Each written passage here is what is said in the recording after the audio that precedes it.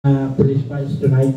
Para po sa madaling ikaunawa ng mga viewers at readers sa mga dyaryo, pakipaliwanag nga po kung ano-ano yung mga example ng sinasabing nano business. Kasi alam natin, ang micro is maliliit na negosyo.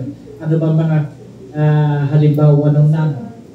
Okay, yung nano business po ay kung merong kapital na 50,000 or less. Okay, at saka po, meron po silang annual sales or annual income na hindi bababa sa 280,000. Pinormulate po namin yung nano enterprise para matulungan po yung mga sari-sari stores at mga karinderya sa mga barangay na magkaroon po ng business permit. Dahil karamihan po ng mga sari-sari store, number one deterrent sa kanila sa pagkuha ng business permit is ang kapital po namin ay 50,000 lang. Pero magbabayad po kami ng worth 10,000 na mayor's permit.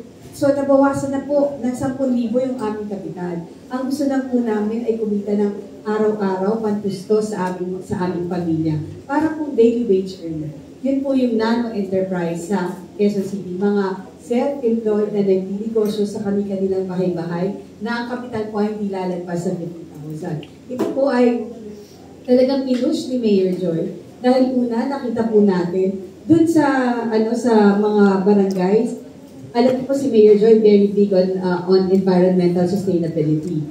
Nakita po niya, nung naghahanap kami ng database ng sari-sari stores, kung konti na rin nag-generate ng PPLD, pero pagdating po sa barangay, ang daming sari-sari stores. Bakit? Gusto namin silang makasama din sa programa ni Mayor Joy na makuha ka sa tingin, na tinatanggal po yung mga plastic sachets sa pagbili ng shampoo, dishwashing liquid. So yan po yung mga nakita namin na i-address nitong non-business registration na ginawa ng, ordinance na ginawa ng Quezon City.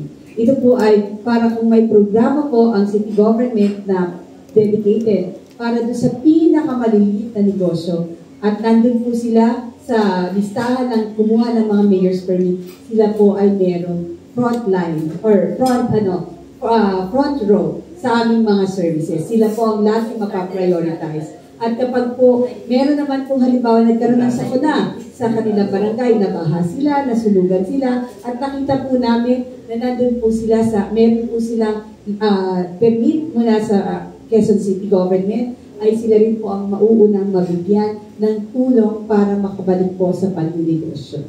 Yun po yung essence po ng nano. So, target po niyan ay sari-sari stores, karinderyas na nasa barangay, yung mga nagsiserve po sa community, pati din po yung mga binigyan natin ng puhunan through Pangkabuhayan QC. Bakit po? Dahil kapag ka po registered kayo sa BPLD, yung mga Pangkabuhayan QC beneficiaries natin, mas madaling ma-monitor kung nagtutuloy-tuloy po ba yung negosyo. Dahil nakikita natin kung taon-taon ay nagre-renew ng kanilang permit. Ano po yung benepisyo?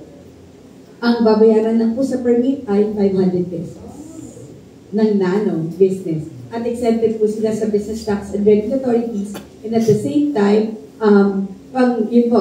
exempted sila sa business tax and regulatory fees. Pero ang na po, just for hindi po namin mapawave yung sa FC dahil yun po ay under the national government. But all fees collected and imposed by the city government, sila po ay exempted. At annual fee lang po ang kanina kailangang bayaran, which is 500 pesos. Thank you.